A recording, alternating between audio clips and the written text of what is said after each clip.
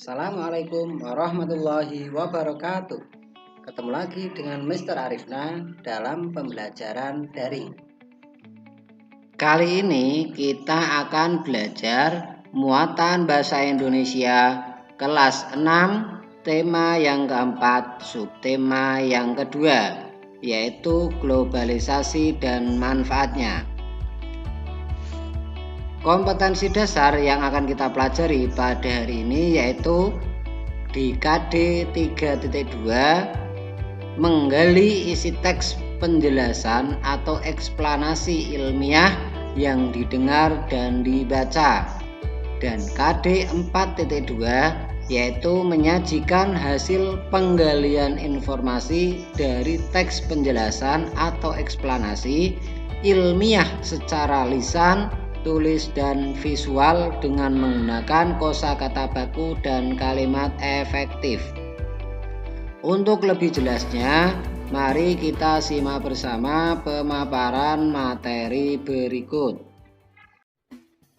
Di video kali ini, kita kembali belajar pada tema 4, subtema 2, muatan pelajaran bahasa Indonesia. Menemukan informasi penting dari teks yang dibacakan. Langkah-langkah menemukan informasi penting dari teks yang dibacakan yaitu: yang pertama, dengarkanlah teks yang dibacakan dengan cermat. Yang kedua, catatlah informasi penting dari teks. Ketiga, kembangkanlah informasi tersebut menjadi kalimat yang utuh.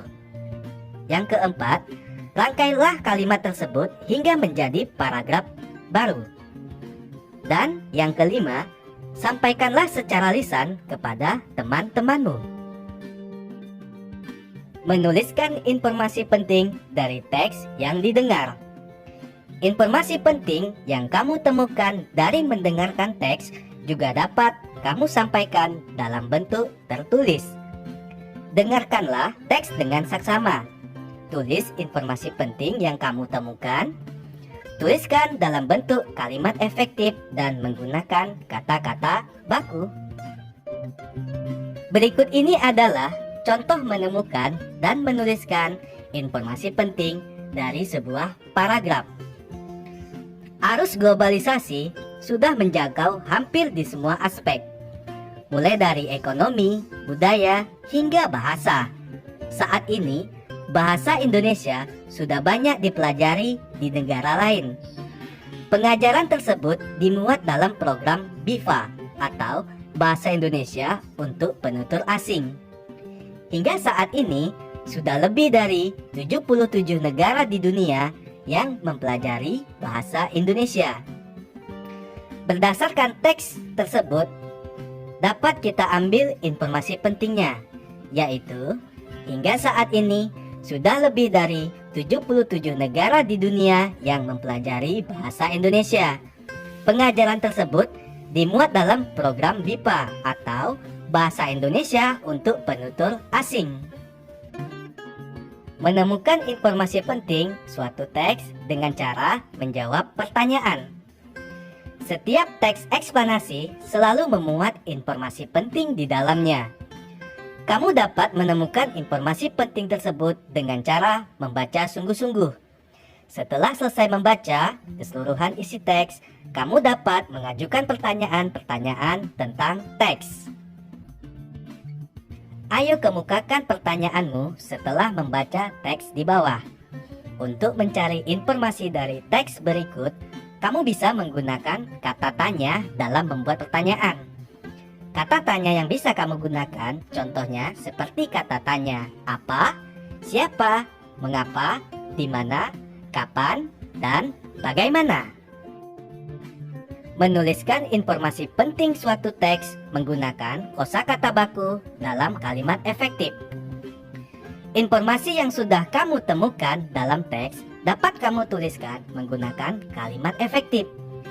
Kalimat efektif dituliskan menggunakan kosakata yang sesuai konteks dan tidak bermakna ganda atau rancu. Kamu dapat menggunakan kosakata baku untuk menuliskan kalimat efektif. Berikut ini adalah contoh kosakata tidak baku dan kosakata baku. Kosakata tidak baku, project. Project adalah kosakata tidak baku.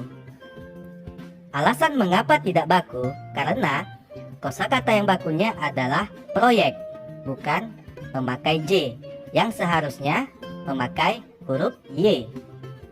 Kemudian kosakata tidak baku energi. Kosakata yang bakunya adalah energi menggunakan huruf I pada huruf terakhir. Selanjutnya kosakata tidak baku yaitu mensalurkan. Mensalurkan merupakan kosakata yang tidak baku karena kosakata yang bakunya adalah menyalurkan. Dalam bahasa Indonesia, ketika ada sebuah kata yang berawal huruf K, S, T, dan P akan menjadi luluh atau hilang ketika menjumpai imbuhan me. Seperti mensalurkan, S pada kata salur akan hilang atau luluh sehingga berubah menjadi menyalurkan.